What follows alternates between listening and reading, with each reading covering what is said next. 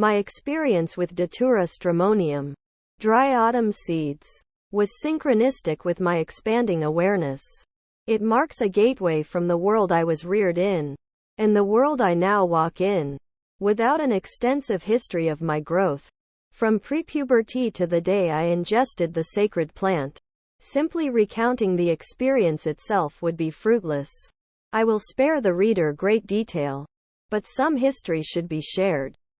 It was autumn, and I was 20 when I consumed the seeds of a withered jimsonweed plant in a field of shale in the foothills of Appalachia. I had been wandering for months already, after leaving my anthropology studies in college in search of something real.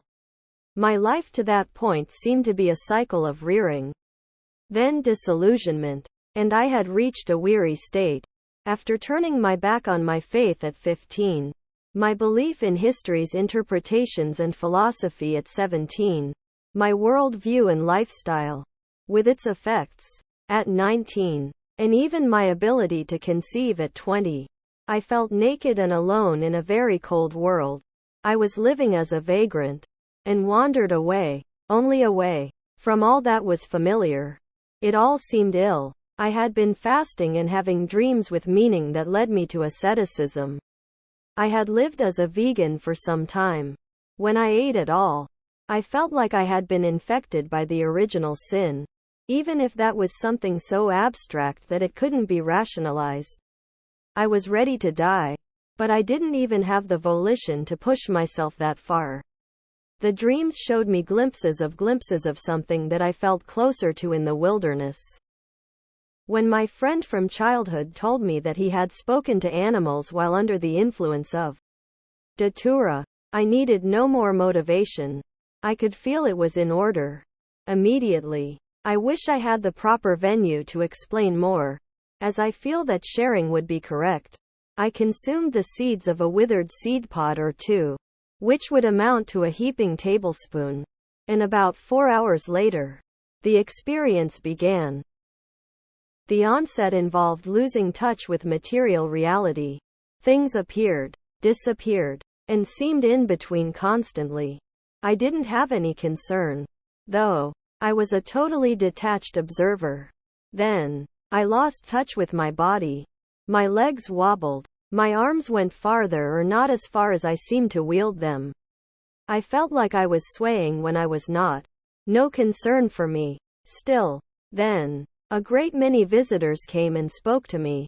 It seemed as though people I have known throughout my past were coming back and reminding me of lessons I learned. Mythical characters, holy men, teachers, fictitious characters, even TV personalities, past masters, all reminded me of insights that I gained from them. This lasted for hours. As my friend later told me, he was sober. I recall at the end of this, they might just stand beside me silently and I could see a light behind them and simply knew what they meant. Then, an overpowering urge to urinate carried me to the toilet. I emptied a chalky white stream into the bowl and sighed heavily. And all of a sudden, my mind was clear. I didn't know what was happening. This is when I entered what I will call a dream state. I opened the door to the restroom, and the other side was vacant. I recall feeling as if a woman were embracing me, and I fell into her cloak. I caught a glimpse of her face and amulet just before falling. She was earthy and old. This is when things become too abstract to recount with mind. I recall feeling as if I was falling in whichever direction I struggled against. I so exerted myself that I then decided to give up and just fall. It was after a period of intense fear and struggle, at the prospect of falling, that I realized I was floating. And the more I let go, the more I was cradled. There is a period after that I won't explain, because I feel only I understand it. What I can explain next was feeling the moonlight like a shower of cool warmth. I set out and roamed the hills, abandoning my keys, wallet, and shoes along the way. They felt so heavy. I recall speaking, using a vibrational voice, to plants of all kinds. They would make me feel their place in life's web, and taught me about mine. It was like visiting a place I'd never been, and knowing everyone already. It was beyond description. I felt at peace. I recall resting under the moon, and then noticing a tick on me. Then 2. Then 5. And I couldn't swipe them off. They crawled furiously toward my head. At first I accepted it, as I had accepted falling. But as I began to think about the situation, it brought dread to mind. By then, these ticks and other crawling bugs were crawling into my nose, ears, mouth, eyes, every orifice. The more I decided to panic, the more I did, and I could feel my airways being choked. Then, as if the feminine character with the cloak was whispering to me, I let go again and accepted death. At that very moment, every crawling thing that was choking me was transformed into a ladybug, and in a wisp of red in the moonlight flittered away. I was quiet again. Then, approaching from a distance, a dance by a feline-like feminine figure. It was incredible, and I was deeply moved.